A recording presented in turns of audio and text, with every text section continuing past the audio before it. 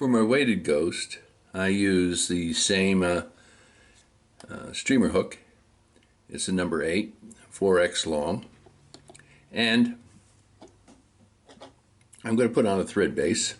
I put on my wire, and then I said thread base, I put on the wire, and I guess this is size 20, 25, but I put 4 in the back, 4 in the front, left that little space because that's where I'm going to put my eye, my plastic eye.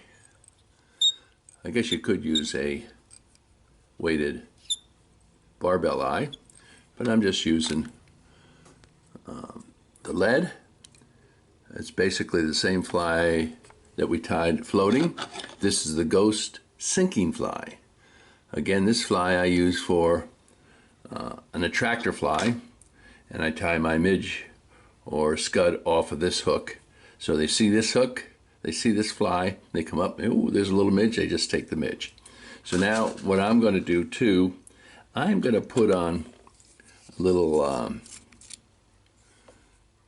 gel type, it's a gel type super glue. Just sort of hold everything in place.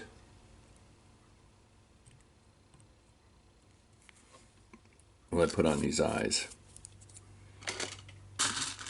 I could also use UV and then UV light it afterwards, but I'll just do it this way. I use about 10 or 12 in one direction. Ooh, my fingers are sticking together. I just get it up here on top before it hardens, and then use 12 in this direction. But because I had the lead already spaced there for the eye, it sits pretty even. And I guess I could have it a little bit further back or a little bit further up front, but that's okay.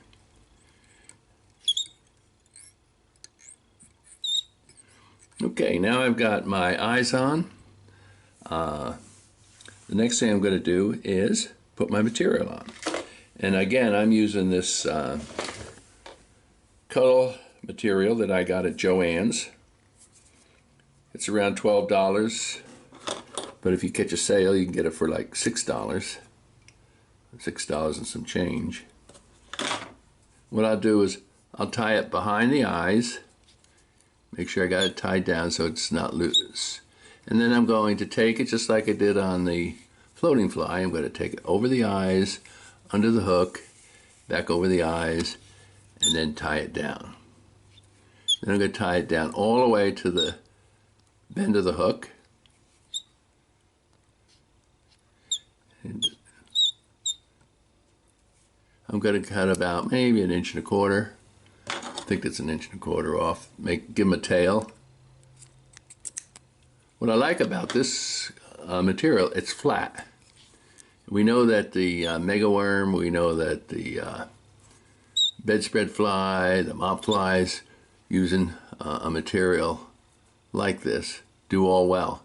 I used this at the trout park, or the trout farm, for one of our fishing events, and when it got wet, the trout took it more. I mean, they took it while it was on the surface, but they also took it a lot when it was wet. So we're going to make this a wet fly by adding the weight. Once we get it tied down good, I'm going to trim it off. And again, basically the same fly as we did before. I trim this off. Well, I could have been a little bit more forward, but that's okay. I'm going to do a whip finish.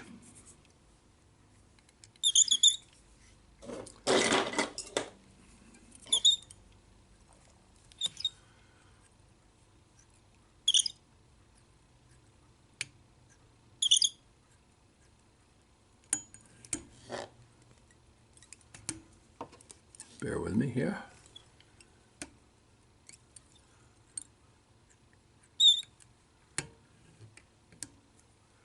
Turn this off.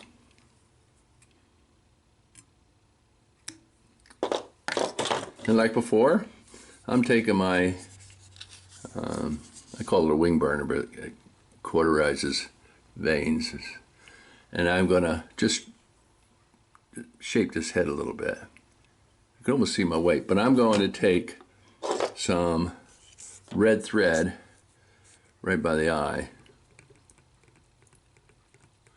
That's going to tell me I got weight on it.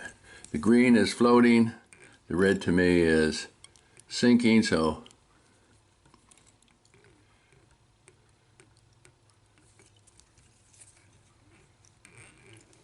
trim this down. We'll do a whip finish.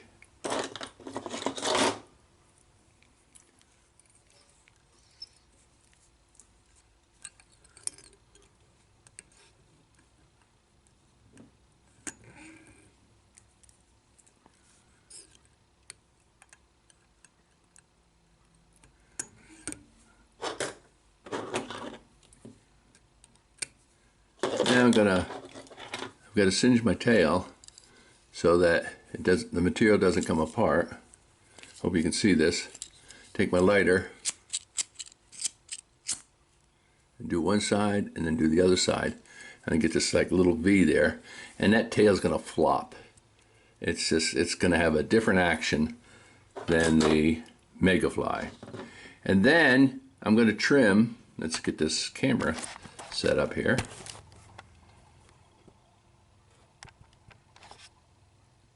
I am going to trim some of this material away from the eye of the hook, or excuse me, the hook gap.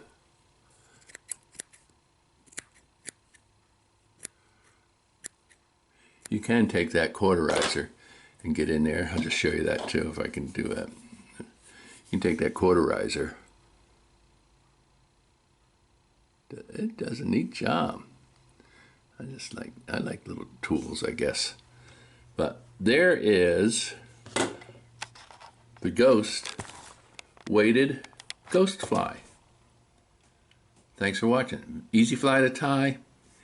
It catches fish at the parks. It just catches fish. I think it'll catch white bass. I think it'll catch bass, smallies, sunfish. Give it a try. Crappie. I think it'll work just about every place. Thanks for watching.